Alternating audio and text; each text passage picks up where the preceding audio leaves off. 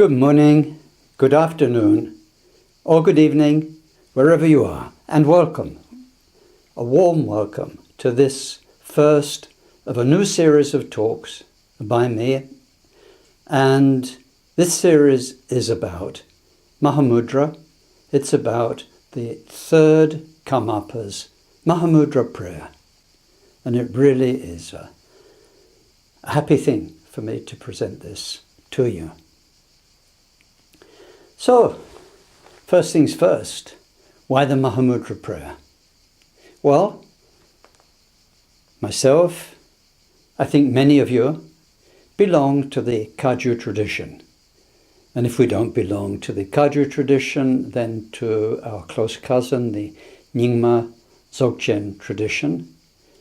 And so Mahamudra is really the heart of all those teachings. It's the end of the road. It's what it's all about, where it's all going. So we do need to know about it. Just now, maybe you're relatively, like most of us, a Dharma beginner, like a bud of a flower, just opening. Maybe you've been contemplating the 4 ways of changing the mind that I've done quite a few YouTube teachings on these last year or two. Not quite finished yet, but almost there. Or maybe beyond these 4 ways of changing the mind, which are called the ordinary foundations, maybe you've gone on to the very specific or special foundations, special for Mahamudra, and you're doing the prostrations and refuge and bodhicitta practice, or intensive karmic purification through Vajrasattva, mandala offering or Guru Yoga, and so on. And of course, some of you are attending the Mahamudra teachings of Taisitupa or Mingyur Dorje in India.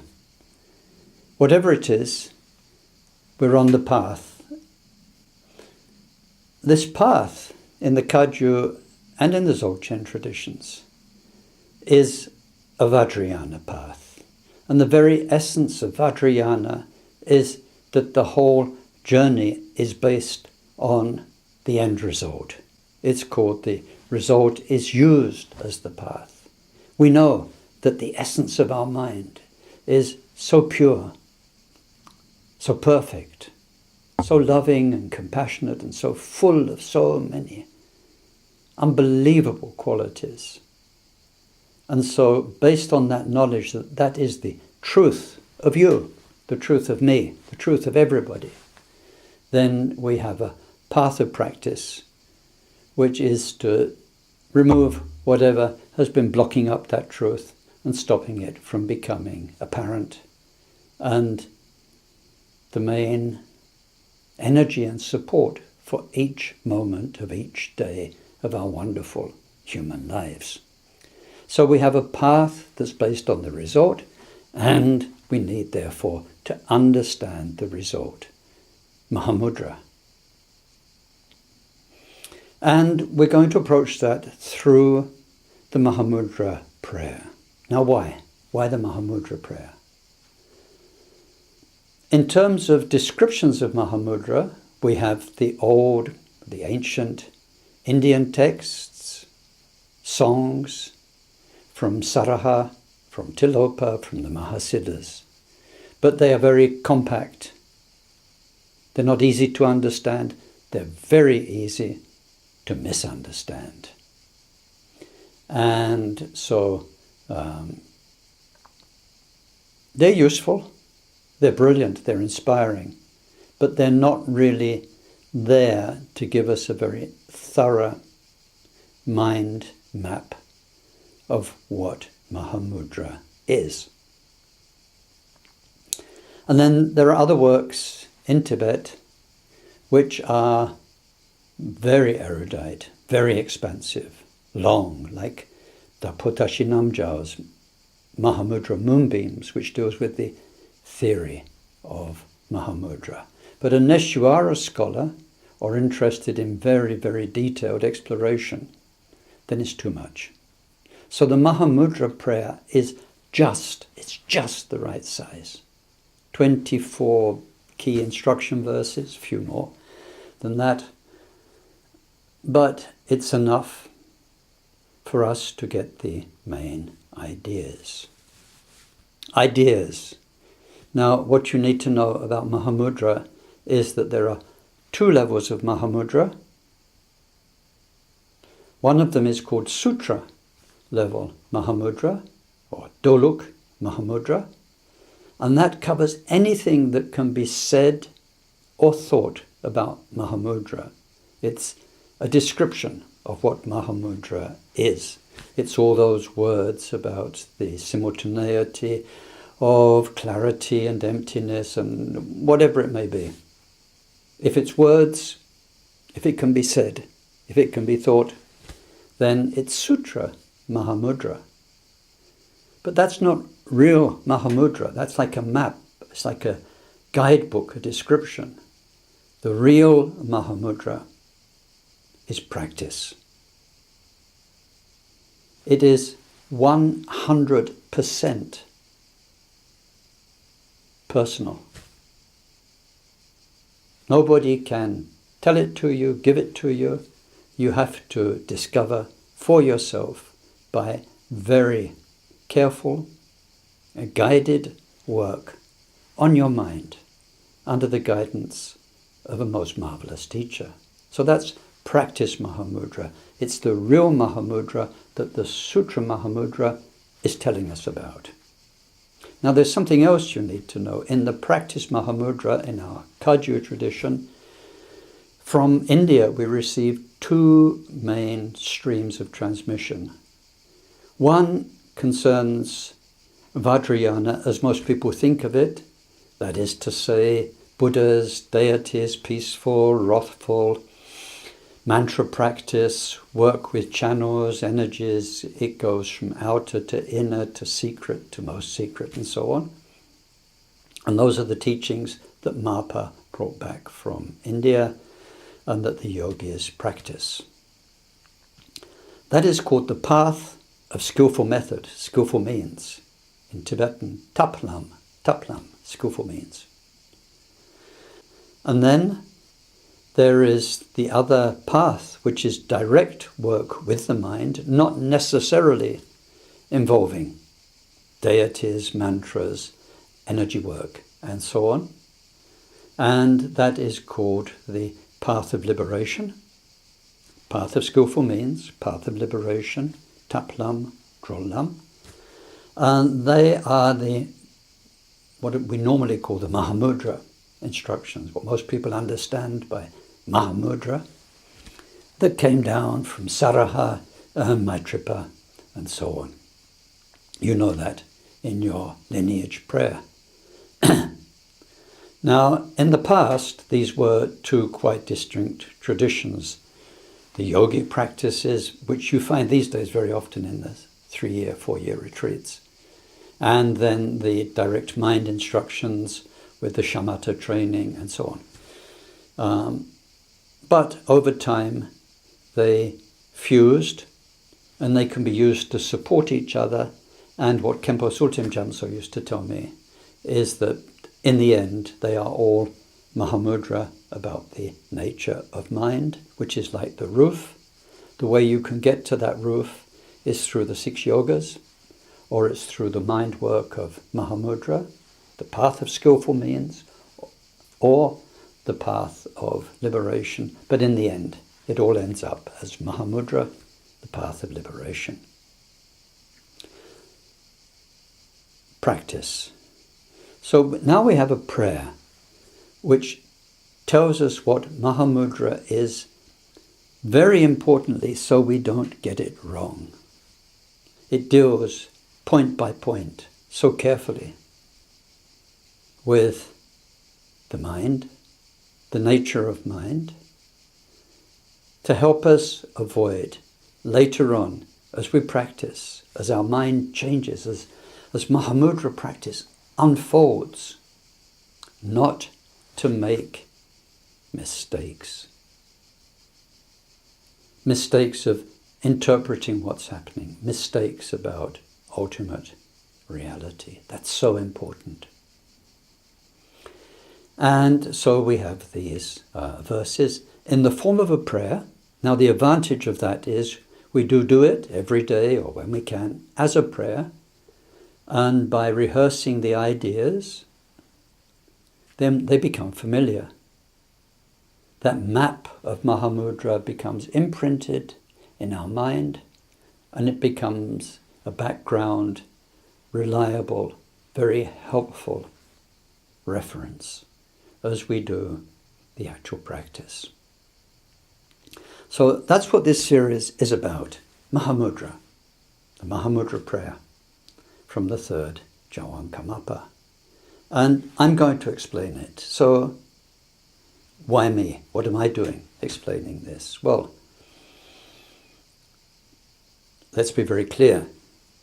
For practice Mahamudra, the real Mahamudra, you definitely need a lineage guru with excellent, beautiful mastery of Mahamudra, like the Taisitupa, like Khenchen Trangul Rinpoche, and so on. I can't teach you all of that. I can teach a lot of the preliminaries and the special preliminaries and the shamatha practices, but not the whole thing, and I'm not here to do that. For the practice instructions, you need the very best of teachers. But for the theory, the Sutra Mahamudra, that's my job. And not only that, I've been one of the luckiest people in this whole planet, because the 16th Jawa Karmapa and Dakon Rinpoche asked Katir and myself in the 1970s to translate this prayer. And when you translate, you get so close to each word, each idea, and you have to discuss that with an excellent Lama. So with Khenpo Sultim Jamtso Rinpoche, with Khenchen Trangul Rinpoche, with the 16th Karmapa himself, and later with Khentin Taisitupa. Again and again and again, we went through these verses to clear up our doubts, to really get to the heart meaning. So there's one thing, is that as a translator, an interpreter, one gets privileged access to the meaning. And then secondly, since the 1970s, this has been my own practice. So I have a little bit, only a little bit, but I have some experience. And I'd like to share that with you. Sometimes when you get to my age, you think it would be such a shame to die without sharing this. And the idea is that you get an understanding of these verses, enough so that you understand clearly, but not too much so that you're saturated and it becomes an intellectual exercise, blah, blah, blah, blah, blah, about Mahamudra. Sorry, that's not my intention. If you want that, this isn't the place to get it. So then we're studying the Mahamudra prayer, and in a structured way, because we'll be following it according to the commentary of the greatest of the Taisitupas, probably, the 8th Taisitupa, Chuji Jungni. His commentary is brilliant, and it also gives us a structure, an analysis of each verse to show us what really behind the scenes this verse is bringing out. And I hope that will be helpful, and as we go through the talks, then I'll be putting online various documentation that you can refer to, and I hope that will be helpful. Now, usually, because this is an introduction, it's an introduction which may end up some 25, 30 YouTube teachings, so if all goes well, we're in for a long haul. This is the introduction. So, what are we studying? The Mahamudra prayer. How are we studying it? According to the Taisitupa's commentary, and in a simple but effective way. One of the first things we look at was, who does it come from? And this is so important because this comes from the third Java Karmapa, Rangjung Dorje, who lived about 700 years ago. So he was very close to the original transmission. His teachers were the ones who from Gampopa and Rechungpa got the very essence of Milarepa's teaching that came from Mapa, that came from India. And our lineage, as Naropa had predicted, is something that went from strength to strength. When Mapa brought the yogic teachings from India to Tibet, he had a small ashram with some very, very carefully chosen small group of excellent disciples that he taught. When it came to Milarepa's disciples, one of them was Gampopa. Gampopa was predestined to make our lineage huge because he integrated into it all of the Bodhisattva teachings, the Lamrim teachings, monasticism, the vows, and so on. And he was such a great being that even though he started off practicing in isolated mountains, people came to him, more people came to him, and in the end he had, in his lifetime, more than 50,000 disciples, including the first Karmapa. Then when we come to the third Karmapa, who was so close to those living transmissions of the Path of Skillful Means and the 6 Yogas, and also of the Path of Liberation and the direct teachings on mind, we call Mahamudra, he was in himself a most brilliant mind and so curious.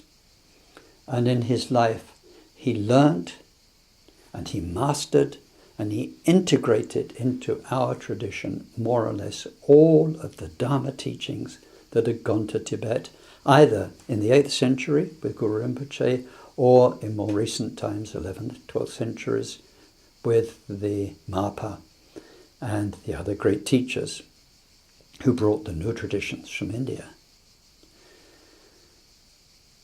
He already received, he was recognized as Karmapa when he was young. He was taken to Ujempa, who'd received transmission coming from the second Karmapa, trained very young, and Ujempa already had both the Kaju and Nyingma lineages. So the third Karmapa grew up training in Dzogchen and training in Mahamudra. But beyond that, he went off first to practice those things. He meditated on the slopes of Mount Everest. And then afterwards he went to study the Kadampa tradition. At length, he mastered that. And then he went on to learn and to practice and master the Dzogchen teachings, the very special essence of Dzogchen teachings from Vimalamitra.